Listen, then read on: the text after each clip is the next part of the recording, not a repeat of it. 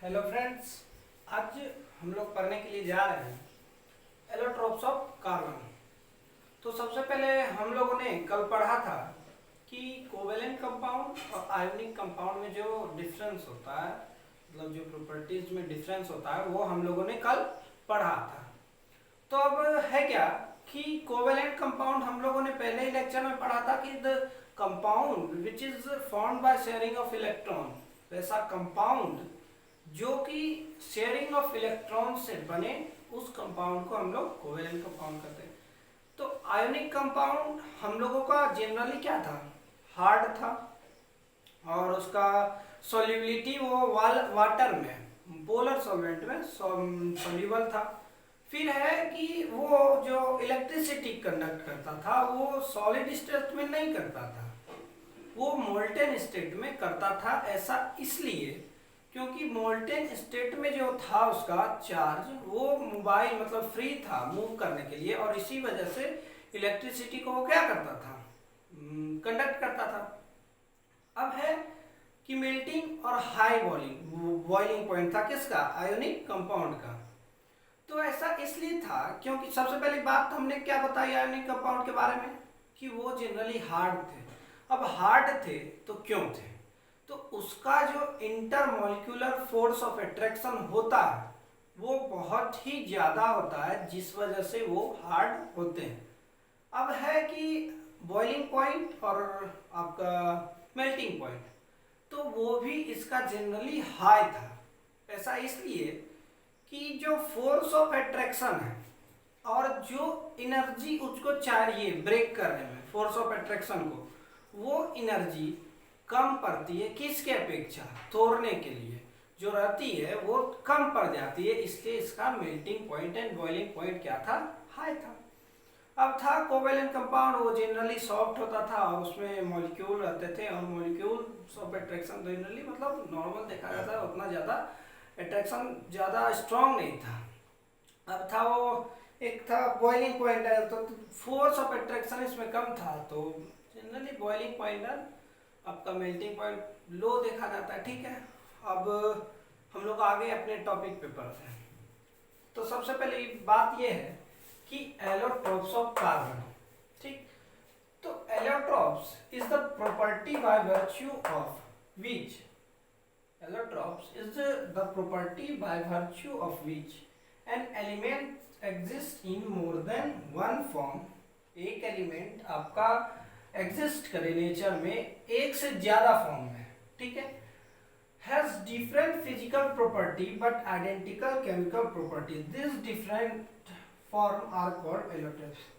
अब है क्या कि एक ही आपका एलोट्रोप क्या है, एक प्रॉपर्टी है जो कि एलिमेंट्स एग्जिस्ट करता है क्या चीज में, नेचर में, उसका फिजिकल प्रॉपर्टी अलग अलग होगा। क्या होगा, उसका फिजिकल प्रॉपर्टी अलग अलग होगा, लेकिन जनरली उसका क्या है कि ये जो केमिकल प्रॉपर्टी है आपका वो आइडेंटिकल रहेगा, लगभग उसका सेम रहेगा।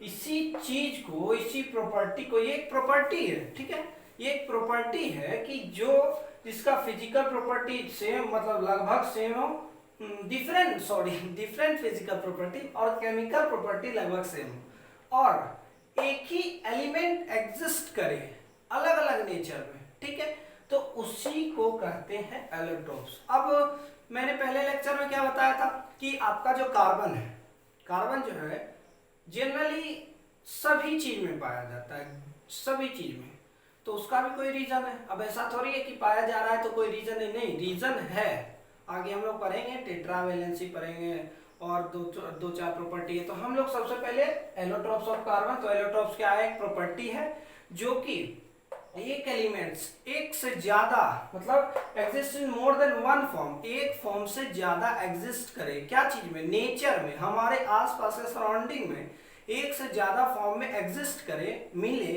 रहे, तो उसी प्रॉपर्टी, बट उसका फिजिकल प्रॉपर्टी अलग होगा, उसका क्या होगा, फिजिकल प्रॉपर्टी अलग होगा, लेकिन उसका केमिकल प्रॉपर्टी आइडेंटिकल होगा, लगभग मिलता जुलता होगा, तो उसी को हम लोग क्या कहेंगे आपका, हाँ सॉरी, उसी को कहेंगे एलोट्रोप्स। अब इसका एग्जांपल है डायमंड एंड ग्रेफाइट।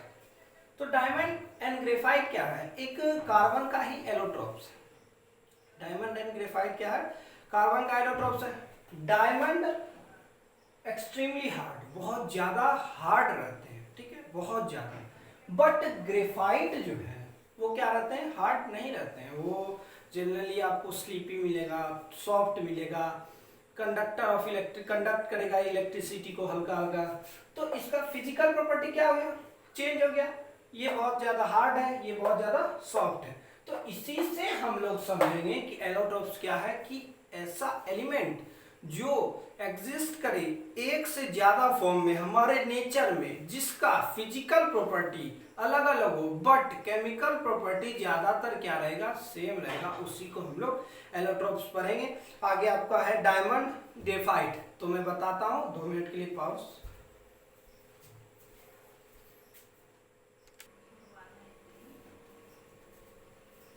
देखिए अब क्या है, डायमंड एंड ग्रेफाइट। सबसे पहले आप लोग डायमंड का स्ट्रक्चर देख लीजिए और सेकेंड में ग्रेफाइट का। सबसे पहली बात है कि diamond it is a colourless transparent substance. Diamond आपका क्या, आप लोग देखे भी होंगे कि डायमंड एक कलरलेस और ट्रांसपेरेंट सब्सटेंस होता है और ये एक्सट्रीमली हार्ड, बहुत ही ज्यादा कठोर होता है। It does not conduct electricity. It does not conduct electricity. इसका कारण हम बताएंगे आपको कि ये इलेक्ट्रिसिटी कंडक्ट करता है, तो क्यों करता है, और ये इलेक्ट्रिसिटी कंडक्ट करता है, तो सॉरी नहीं करता है, तो क्यों करता है। बाकी कहने का है कि एक फ्री इलेक्ट्रॉन है, तो कैसे मैं बताता हूँ। सबसे पहली बात है कि it is giant molecule of carbon atom in which each carbon atom is bonded to 4 other carbon atom। Note करने वाली चीज है कि bonded to 4 other carbon atom।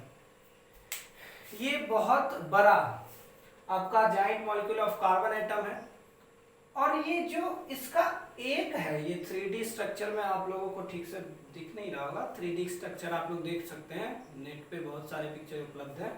तो है क्या कि ये जो आपका बॉन्ड एक एटम है, एक कोई भी एटम है, ये एक कोई भी एटम है, is bonded to 4 other carbon atom, bonded to 4 other carbon atom. एक ही जो एटम है इसका 4 अलग अलग कार्बन एटम से बॉन्डेड रहता है, बंधा हुआ रहता है शेयरिंग ऑफ इलेक्ट्रॉन से, तो forming a rigid 3D network structure, और एक फॉर्म करता है, बनाता है rigid 3D network structure. 3D network structure बनाता है, ये 2D है, ठीक से दिख नहीं पा रहा, आप लोग देख लीजिएगा। Which is responsible for its hardness, और यही रिस्पॉन्सिबल है हार्डनेस के लिए। तो सबसे पहली बात तो it is a colourless transparent substance. ये क्या है, कलरलेस ट्रांसपेरेंट सब्सटेंस है। आपको अगर पॉइंट लिखने आ जाए कुछ ग्रेफाइट पे या डायमंड पे तो आप लोग लिख सकते हैं। फिर है कि इट इज एक्सट्रीमली हार्ड, ये क्या है, एक्सट्रीमली हार्ड होते हैं, बहुत मजबूत होते हैं। It does not conduct electricity, ये इलेक्ट्रिसिटी कंडक्ट नहीं करते हैं। क्यों, ये मैं अगले पॉइंट से आपको समझाने का प्रयास करूंगा। और इट इज जाइन बहुत ही बड़े रहते हैं, molecule of carbon atom in which each, एक जो कार्बन एटम है इसका वो 4 कार्बन एटम से लिंक रहता है और forming a rigid 3D network, और फॉर्म करता है एक रिजिड 3D नेटवर्क, और वो ही रिस्पॉन्सिबल है इसके हार्डनेस के लिए। अब आता है ग्रेफाइट, तो it is greyish black. Graphite आप लोग देखे भी होंगे पेंसिल में जो रहता है, तो ग्रेइश ब्लैक वो रहता है, और it is lighter than the diamond, और ये हल्का रहता है किससे, डायमंड से, और smooth and sleepy to touch, और जब हम इसको टच करेंगे तो ये स्मूथ एंड स्लीपी रहता है, चलने वाला रहता है। और it is a good conductor of electricity but bad conductor of heat. अब ऐसा नहीं है कि ये इलेक्ट्रिसिटी कंडक्ट कर रहा है तो हीट भी कंडक्ट करेगा या हीट भी पास करेगा, तो ये गुड कंडक्टर ऑफ इलेक्ट्रिसिटी है बट बैड कंडक्टर ऑफ क्या है, हीट है। अब एक graphite crystal consist of layer of carbon atoms और शीट ऑफ कार्बन एटम। एक जो ग्रेफाइट क्रिस्टल रहता है आपका, वो एटम का लेयर या एटम का शीट का लेयर वो अपने आप में रखता है, कंसिस्ट करता है। और each carbon atom join to 3 carbon atom. देखिए यहां एक कार्बन एटम ज्वाइन है 3 कार्बन एटम से, एक कार्बन एटम जुड़े हुए हैं 3 कार्बन एटम से to form flat hexagonal ring and fourth electron of carbon atom is free to move, which is responsible for conductor of electricity। ठीक है, तो ये इलेक्ट्रिसिटी पास किया तो क्यों किया, और ये इलेक्ट्रिसिटी पास नहीं किया तो क्यों किया। तो सबसे पहली बात ये है कि इसके स्ट्रक्चर में एक जो आपका कार्बन एटम है